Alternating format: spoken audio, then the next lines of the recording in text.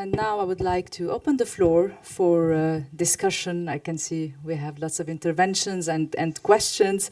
I would like to acknowledge also the presence of WISE Awards winners in the audience and remind everyone to please keep your interventions short so we can hear of many of you. And for our followers through WISE website, you can send your questions to Twitter. Again, it's hashtag WiseMDG. My first question is for Ambassador Do, or your input, your intervention. Do you have a microphone? Please.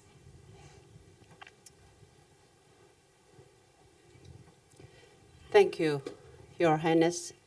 Good to see you again. I just flew in from Namibia this morning, and I was there setting up my own little Thank You Small Library initiative, which I don't have to go out for funding because my government is good enough to fund all my projects. And, you know, listening all this distinguished four panelists, there's truth to what you have said. But I think we have to be very careful that we should not lump sum all developing countries in one. I travel to Africa 10 times a year to do my project. And each country that I visit are different. Just let me tell you about Namibia, Your Highness. There are like rural area people come to the city and they don't have housing, so they build a little tent house. And the children are overflowing, they want to come and study. But there are two things we should resolve for them. So one, they have a morning class and afternoon class. So we have to expand facilities. And second, we have to feed them. I think one of your panelists said, if you don't get fed, then their parents will put them on the street to buy gums and this, to sell gums and this. So these are the case of Namibia. I see a couple of countries under this circumstance. So what I like to say is, you know, the reason I'm here today is because your leadership, you are my boss in advocacy group. You're heading education.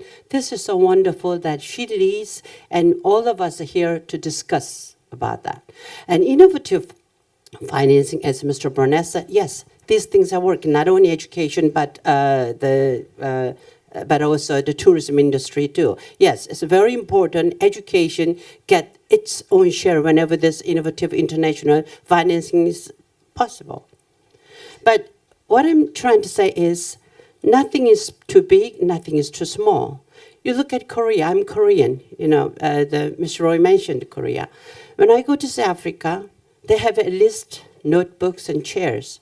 When I was little, right after Korean War, we didn't have chairs, we didn't have desk, we didn't have a notebook. We wrote on dirts with a stick. But we had a commitment. Government had education as priority number one. Parents felt that education is the most important thing after feeding children. And the children felt the only way we can get rid of the poverty, coming out from poverty, is education. So if you look at Korean case, we can share our experience with any country, anybody, if they're really willing to sit down and talk to us, because we started from nothing. And I think moderator's getting a little nervous that I might go That's any very further. inspiring. Thank you so you, much. Your Highness, and for taking this lead. And as Mr. Barco, you said that perhaps we call this Doha Initiative or something. So let's do something about with WISE community. Thank you. Thank you so much, Ambassador. May I say something, Sure. please? I just want to remind the audience here and my colleagues that we all know the importance of education. We are not here to discuss the importance of education. This panel is about innovative financing in education. I agree with Carol. Innovative financing worked in health, worked in all sectors. It's time now to apply them in education. So that's why we are here really to discuss and brainstorm new ways, new means for innovative financing in education. Very good point. Thank you, Your Highness. And I would like to hear now from Ms. Rodi Kratza Zagaropoulou. She's the Vice President of the EU Parliament. Ms. Rodi, is she in the room? May I ask you to stand up, please? Ms. Rodi. Okay. I guess she's not here. Well, let's hear, before I give you the microphone for interventions, from one of the students in Kara Foundation, Ghanem Slaty. Your own input. Ghanem. Hello everyone, my name is Ghanem Al-Sulaiti and I'm studying in Carnegie Mellon University in Education City here in Qatar. I would like to express that we students think that we have the opportunity to contribute in this issue, but we lack of guidance. We think that we can share our finance and business background to contribute, but I would like to take the opportunity to hear from the panel or anyone in the audience about their experience in directing us to contribute in such projects and issues. Thank you. Thank you so much. Who's going to answer this? Okay, let's give him the microphone, please. No? Comments, okay. We'll take your comments and then we'll answer your question.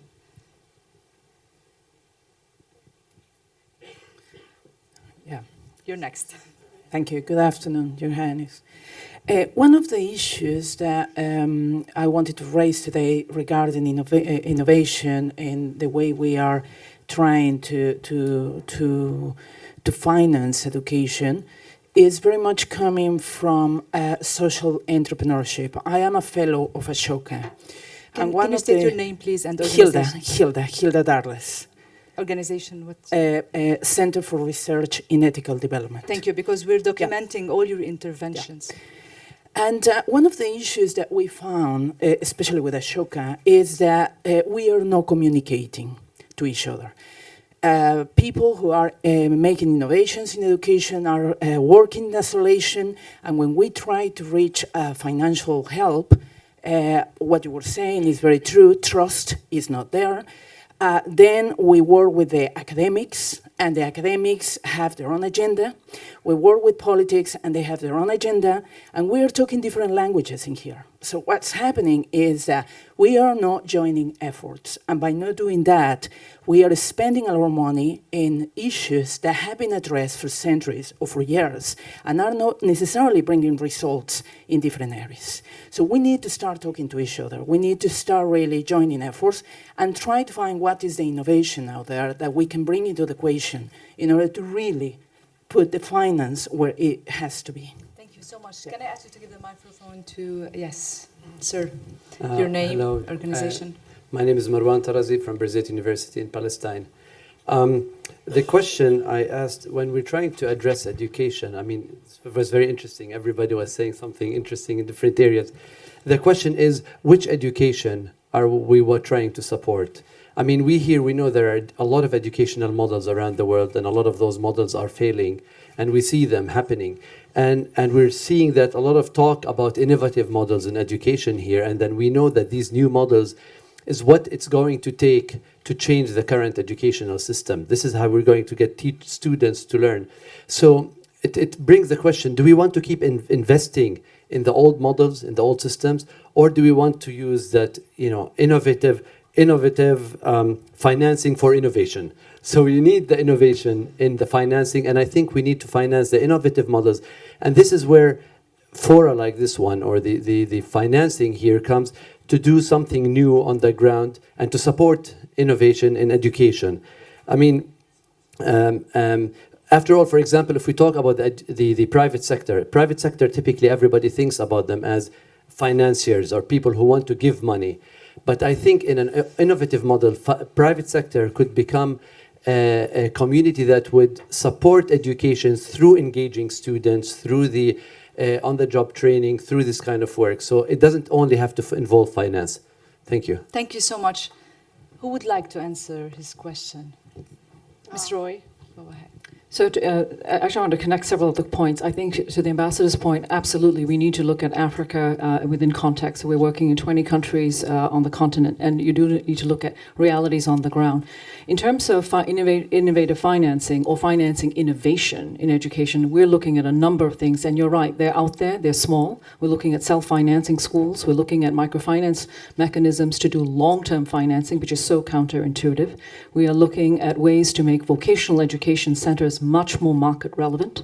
And we're looking at education and training, which is much more demand-driven in terms of connecting young people, particularly unemployed young people, underemployed young people, directly to employers for entry-level jobs. So there is a vast amount of experimentation which is happening. It's on a small scale. One of the great challenges for all of us is to create the evidence base so that we, with the intention of scale. To the woman Hilda who was talking about Ashoka and the work around social innovation, one of the things which we're doing right now for Africa specifically is putting competitive money out there. It's about $6 million to really look at how can people, and just to incent innovative, different mindset thinking about how we can create jobs, but not jobs in the sense of public works jobs alone, but really looking at employment opportunities, some of it, frankly, driven by young people. And to your point about how young people can be better connected, we are learning so much directly from young people because they are wired and they are connected. We're looking at innovations which, with applications on mobile phones, where employers can put a job description on an SMS, and a young person, and this is happening in Palestine, can actually SMS their CV. So it's all about a mindset switch to get to innovation in education. Thank you. I would remind you just please to keep your interventions short. Okay, and answer one point at each time, please. I can see a lot of people wants to contribute. Senator Buarque, go ahead. Okay. First of all, I agree that we have to connect young people, but we have to connect young people to school.